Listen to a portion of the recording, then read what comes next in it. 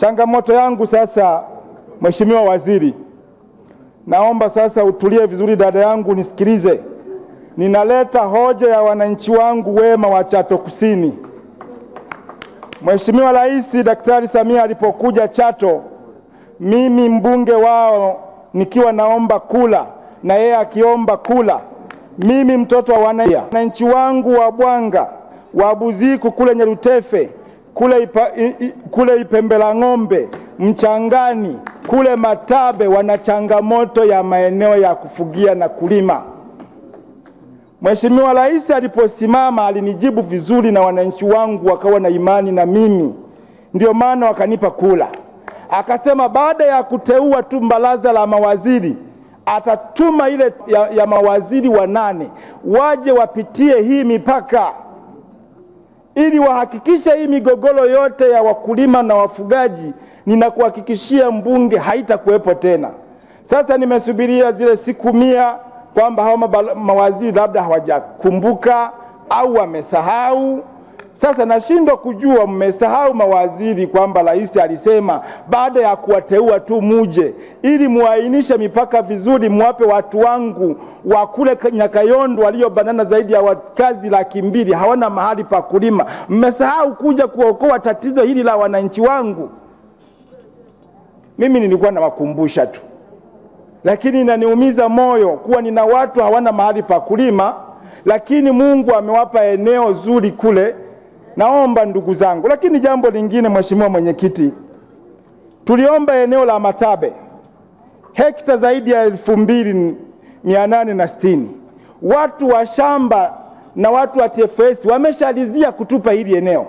Mheshimiwa Waziri, nikuombe unapokuja kuhitimisha leo hotuba yako hapa, imebaki tangazo la serikali. Hili nalo ni la kuchukua maelezo muda mrefu. Naomba unisaidie kuambia sasa kwamba wametangaza leo, sisi kule Matabe kimekuwa kijiji na tuendelee kulima na kufuga. Hili nalo linachukua muda.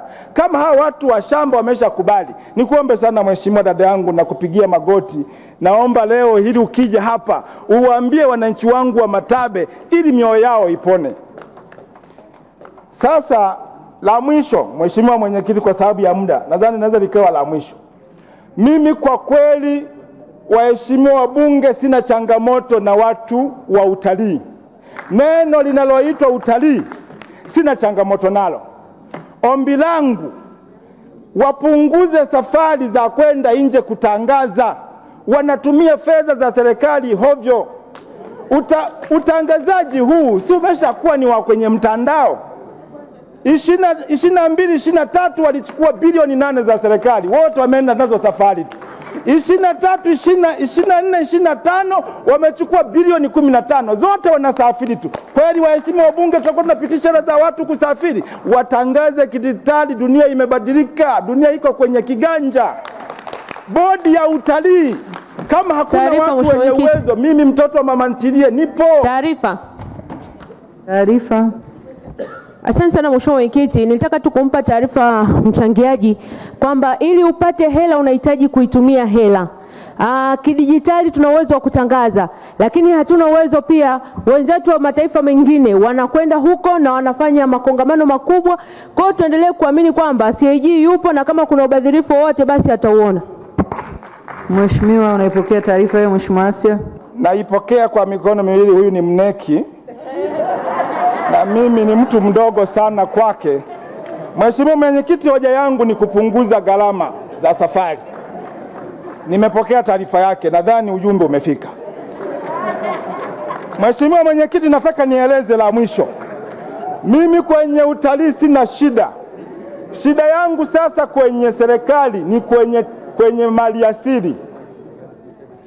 Hivi kwa kweli mimi niulize tu Mheshimiwa Mwenyekiti, humu kwenye hifadhi kwa mfano, mimi natoka kule Kigosi, hawa nyasi wanaoteshwa na Mungu kila mwaka.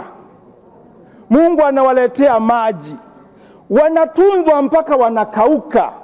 Biblia inasema watu wangu wanaangamia kwa kukosa maarifa. Haya ni maarifa mabovu.